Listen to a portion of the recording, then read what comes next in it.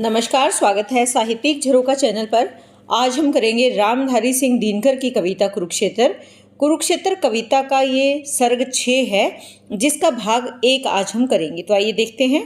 देखिए, इस सर्ग की अगर बात करें तो इस सर्ग में कवि खेद व्यक्त करते हैं किस बारे में कि मनुष्य के मानसिक विकास का साथ उसके हृदय ने नहीं दिया। इसीलिए जिस उन्नति के शिखर पर हम पहुंच चुके हैं वह पूर्ण उन्नति नहीं है। देखिए, मानसिक रूप से तो मानव विकसित हो रहा है, लेकिन उसके जो भाव हैं, हृदय से अभिप्राय यहाँ पर क्या है? भावनात्मक विकास, यानी भावों का विकास उसका नहीं हुआ है। और बिना भावनाओं के उन्नति पर्याप्त नहीं है, या उन्नति वास्तविक उन्नति नहीं है। कवि यह मानते हैं कि ज्ञान के साथ प्रेम व बलिदान बहुत जरूरी है या आवश्यक है। हृदय व बुद्धि का संतुलन बनाने के लिए इसकी आवश्यकता है। इस प्रबंध काव्य की रचना हिंसा व अहिंसा के अंतर्द्वंद के बीच हुई है। इसमें वर्तमान युग की ज्वलंत समस्याओं को इंगित किया गया है, यानी समस्याओं को उठाया गया है, उस ओर इशारा किया गया है, ताकि तत्कालीन जो समस्याएं हैं उनके प्रति लोगों को जागरूक किया जा सके। कवि भगवान से धर्म व दया प्राप्ति की यहाँ पर कामना करते हैं। तो आइए इसके विस्तार से व्याख्यायित करते हैं। देखिए, यहाँ पर छठे सर्ग की बात हम कर रहे हैं। क्या कहते हैं कवि? धर्म का दीपक, दया का दीप कब जलेगा विश्व में भगवान। किससे प्रार्थना कर रहे हैं?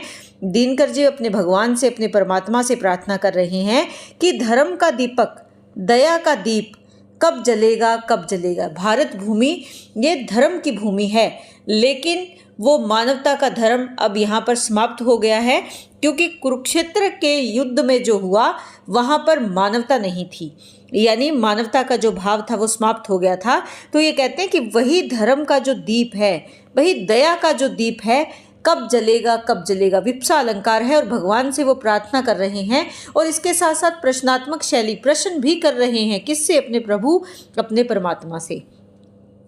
कब सुकोमल ज्योति से अभिषिक्त हो, सरस होंगे जली सूखी रसा के प्राण। कब सुकोमल यानी कोमलता से भरी हुई, ज्योति से अभिषिक्त से अभिप्राय क्या है? उससे परिपूरित होकर, सिंचित होकर, सरस होंगे यानी रस से परिपूर्ण होंगे, जली और सूखी, जली हुई, सूखी। रसा क्या होती है?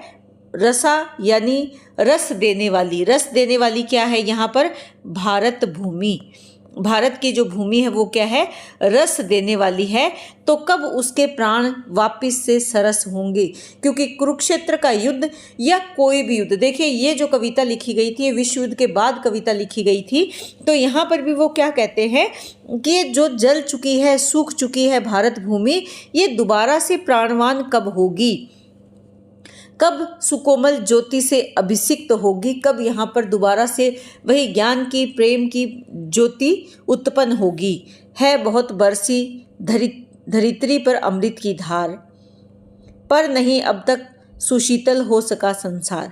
कि इस भूमि पर, इस धरती पर अमृत की धारा तो बहुत बरसी है, लेकिन अभी तक शीतलता प्राप्त नहीं हो पाई है। किसको? इस संसार को। यानी यहाँ संसार में जो शांति का भाव है वो नहीं आ पाया है।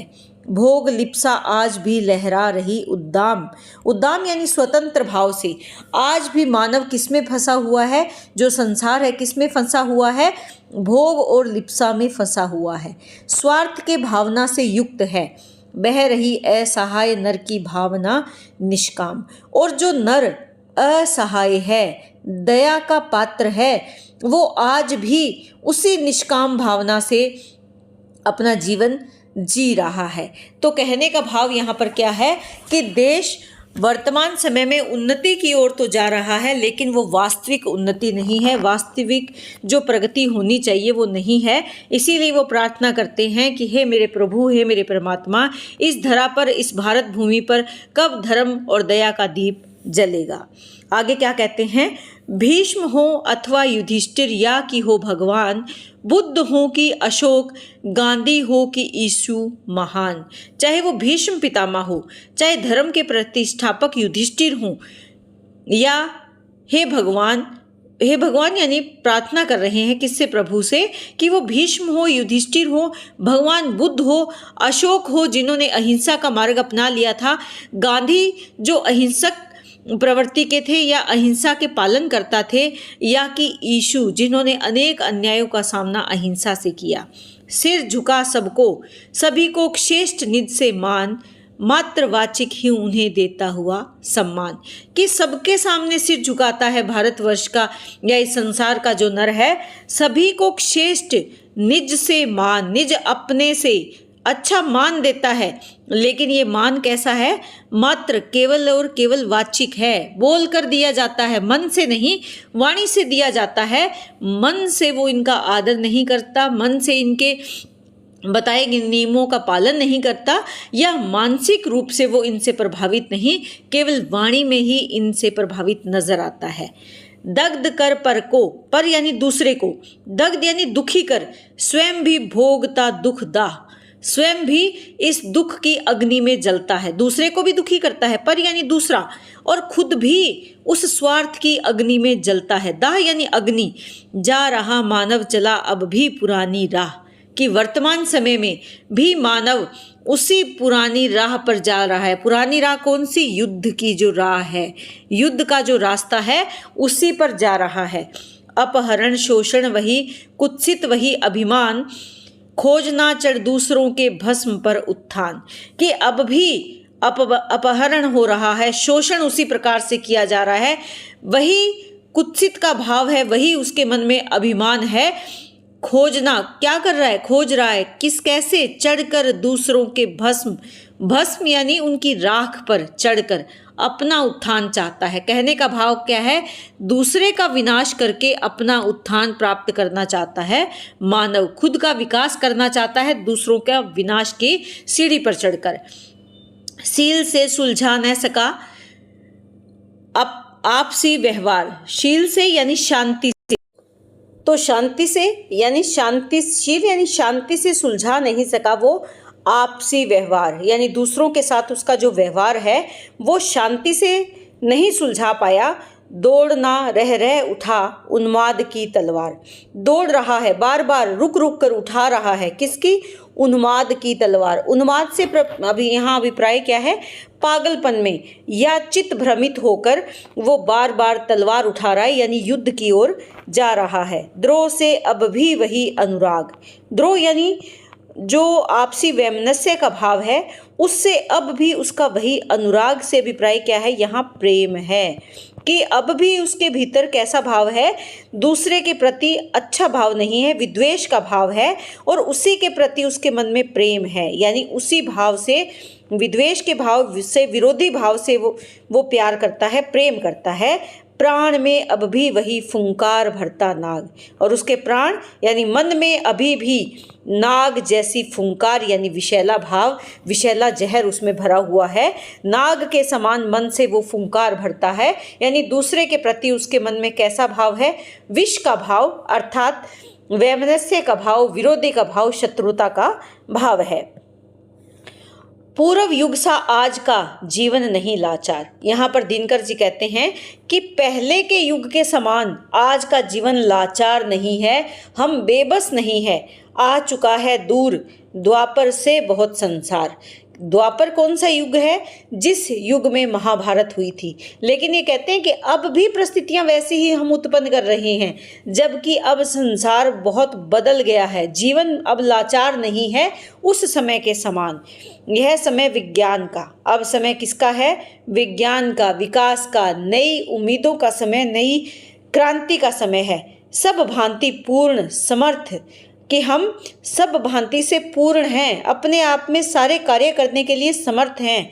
खुल गए हैं गूढ़ संस्कृति के अमित गुरु अर्थ, कि अब खुल गए हैं गूढ़ यानी गहरी संस्कृति, संसार के अमित गुरु। अमित गुरु से अभिप्राय यहाँ पर क्या है? बड़े, और अमित यानी अनेक, अनेक बड़े बड़े अर्थ अब इस संसार में जो गूढ़ रहस्य हैं वो अब हमारे सामने खुल गए हैं। चीरता तम को, तम यानी अज्ञानता, चीरता यानी चीरता है, समाप्त करता है, तम को यानी अंधकार, अंधकार अर्थात अज्ञानता को। तो यहाँ पर अज्ञानता, कि अंधकार रूपी अज्ञानता को चीरता है, संभाले बुद्धि की पतवार। बुद्धि रूपी पतवार, देखिए रूपक अलंकार आ रहा है, संभाल कर अपनी बुद्धि रूपी पतवार। पतवार क्या है? जब हम भटक रहे हों भरे समुद्र में तो पतवार हमें सही मार्ग पर ले जाती है, हवा की दिशा में, उस अपनी वायु की दिशा में उस नौका को ले जाती है, सहारा देती है। आ गया है ज्योति की नवभूमि में संसार, और अब उस पतवार के सहारे, बुद्धि की पतवार के सहारे संसार कहाँ आ गया है? उस आ गया है ज्योति की, ज्योति यानी ज्ञान की नई भूमि में संसार। अर्थात अब संसार में नए ज्ञान का विकास हो रहा है, नए ज्ञान की ज्योति जल रही है। आज की दुनिया विचित्र और नवीन है, प्रकृति पर सर्वत्र है विजयी पुरुष आसीन। और इस प्रकृति पर किसका आधिपत्य है? सर्वत्र किसका आधिपत्य है? पुरुष आसीन है, और विजय होकर, अर्थात प्रकृति के गूढ़ रहस्यों को उसने ढूंढ लिया है और प्रकृति पर अपना आधिपत्य स्थापित कर लिया है। किस? पुरुष ने। किसने? पुरुष ने। आज की दुनिया बड़ी ही विचित्र और नई दुनिया है, और इस पर मानव ने पूर्णतः अधिकार कर लिया है। हैं बंधे नर के करों में वारी विद्युत भाप, हुक्म पर चढ़ता उतरता है पवन का ताप। कि अब क्या है? नर यानी मानव के कर हाथों में बंध गया है। किसको बंधने का अभिप्राय क्या है? कि उसे वश में कर लिया है। वायु को, अग्नि को, विद्युत भाप जो निकलती है, ये सब किसके हुक्म पर चढ़ता और उतरता है? पवन यानी वायु का तापमान भी अपने वशीभूत कर लिया है। किसने? नर ने।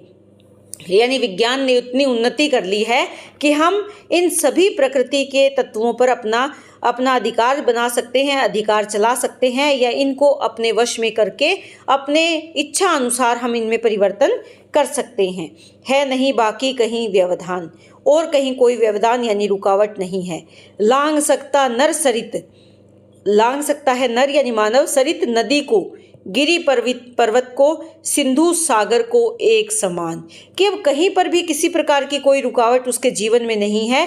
वो नदी को भी आसानी से पार कर सकता है, वो पर्वत को भी आसानी से पार कर सकता है, और एक बड़े सागर को पार करने में भी उसके सामने कोई व्यवधान, कोई समस्या नहीं है। शीश पर आदेश कर अवधार्य, प्रकृति के सब तत्व करते हैं मनुज के कार्य। कि अब क्या है?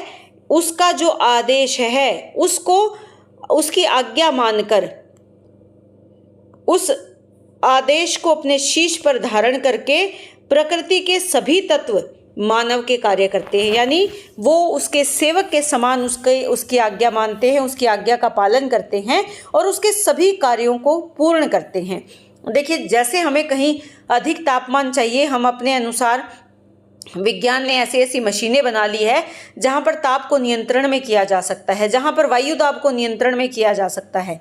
तो कहने का भाव यही है कि प्रकृति के सब तत्व मनुष्य के कार्य करते हैं। मानते हैं हुक्म मानव का महावरुणेश। कौन हुक्म मानते हैं? जल या समुद्र के जो भगवान, किसको माना गया है? वरुण देव को माना गया है, वरुणेश को माना गया है। वो भी मानव का हुक्म मानते हैं। यानी जल को भी मानव नियंत्रित कर सकते हैं।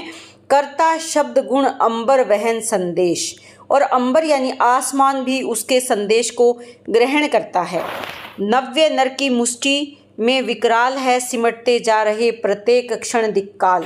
नव्य यानी नए युग के मानव की, मुष्टि यानी मुट्ठी में, विकराल विशाल जो 10 दिशाएं हैं वो भी सिमटती जा रही हैं। प्रत्येक क्षण, प्रत्येक पल सिमटता हुआ जा रहा है।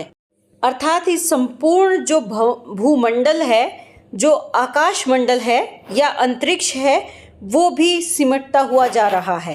कहने का भाव यहाँ पर क्या है कि ऐसे अनेक आविष्कार मानव ने यानी नए मानव ने, नव्य नर का मतलब क्या है? नवीन जो मानव है, नवयुग का जो मानव है, उसने ऐसे अनेक आविष्कार कर लिए हैं कि उसने संपूर्ण ब्रह्मांड को अपनी मुट्ठी में बंद कर लिया है।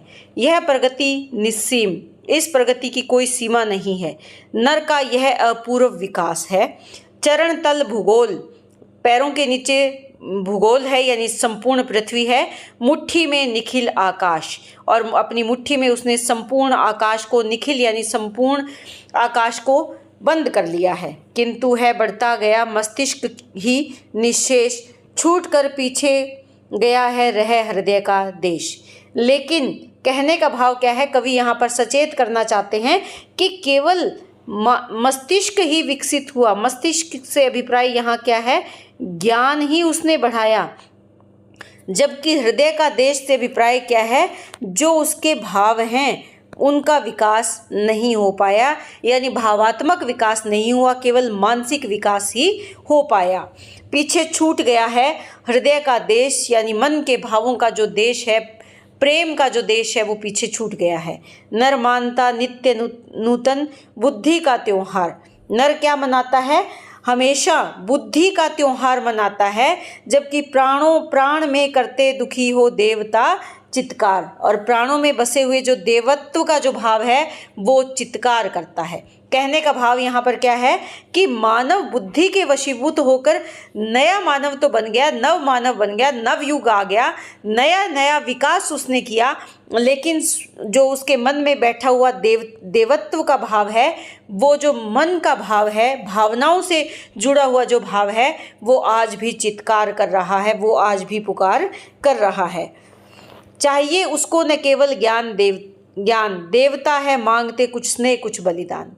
और वो जो मन है, मन में बैठा हुआ जो देवत्व का भाव है, प्रेम का भाव है, उसको केवल ज्ञान नहीं चाहिए, मांगते हैं कुछ स्नेह। वो क्या मांगते हैं, स्नेह प्रेम मांगते हैं, और कुछ बलिदान। कहने का भाव क्या है कि बुद्धि के साथ साथ प्रेम का भाव भी आवश्यक है। मोम सी कोई मुलायम चीज, ताप पाकर जो उठे मन में पसीज पसीज। और वो प्रेम का भाव कैसा है, बिल्कुल उस मोम के समान, जिसको थोड़ी सी भी अगर ताप मिल जाए, थोड़ी सी भी अगर प्रेम की गर्मी मिल जाए तो वो पिघल जाता है, पसीज जाता है, पिघल जाता है। प्राण के झुलसे विपिन में फूल कुछ सुकुमार। सुकुमार यानी सुंदर, कोमल। प्राण के जो मानव निर्जीव हो गया है, प्राण केवल जीवित है, उसमें भावनाएं नहीं है। उस प्राण के झुलसे हुए विपिन यानी जंगल में कुछ फूल कैसे हैं, कोमल है, सुकुमार हैं। ज्ञान के मरु में, ज्ञान के मरु यानी मरुस्थल में, ज्ञान के कारण क्या है, उसके जीवन में कौन सा भाव आ गया है, नीरसता का भाव आ गया है। नीरसता यानी मधुर, माधुर्य, प्रेम का जो भाव है वो समाप्त हो गया है, नीरसता का भाव आ गया है। मरु में सुकोमल भावना की धार, और उसमें क्या चाहिए मानव को, सुकोमल प्यार के, प्रेम की भावना की धार की उसको आवश्यकता है। चांदनी की रागनी कुछ भोर की मुस्कान, नींद में भूली हुई बहती नदी का ज्ञान। उसे उस प्रकृति का प्रेम चाहिए, उस प्रकृति की गोद में वो जाना चाहता है जहाँ पर चांदनी उसे रागनी सुनाती हुई लगे। भोर सुबह एक मुस्कान उसके चेहरे पर बिखेर दे।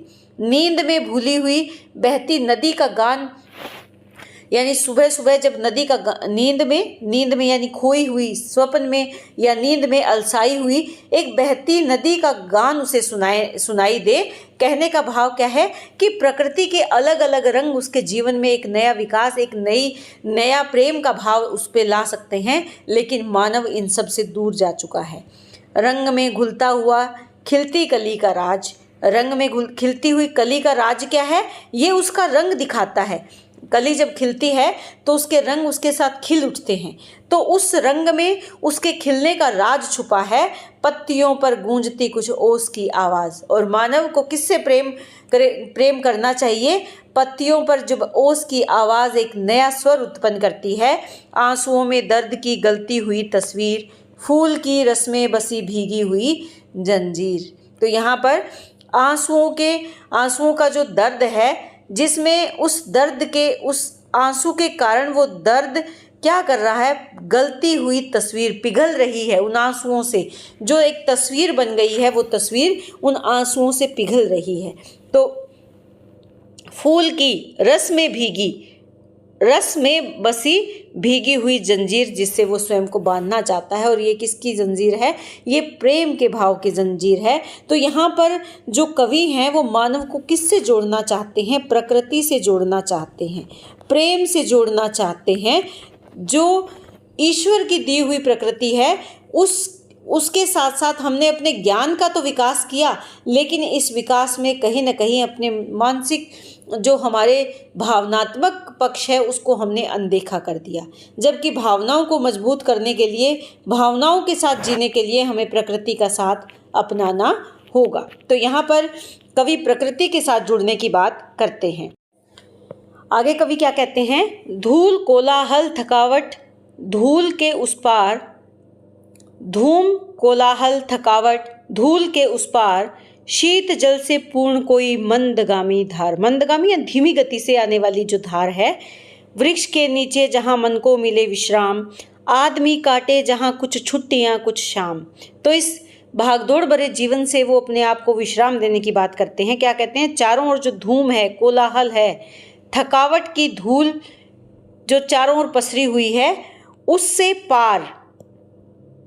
यहाँ पर कवि जो दिन भर की भागदौड़ उसके जीवन में आ गई है, उसमें एक शीतल जल की जो धीरे धीरे चलने वाली धार है, उस धार के पास पेड़ के नीचे जो मन को विश्राम मिले, वो विश्राम प्राप्त करना चाहता है। और केवल कवि स्वयं नहीं, बल्कि कहता है कि आदमी काटे जहाँ कुछ छुट्टियाँ कुछ शाम, कि प्रत्येक मानव, प्रत्येक आदमी उसे उस प्रकृति के साथ अपना कुछ पल, अपने कुछ क्षण बिताने चाहिए।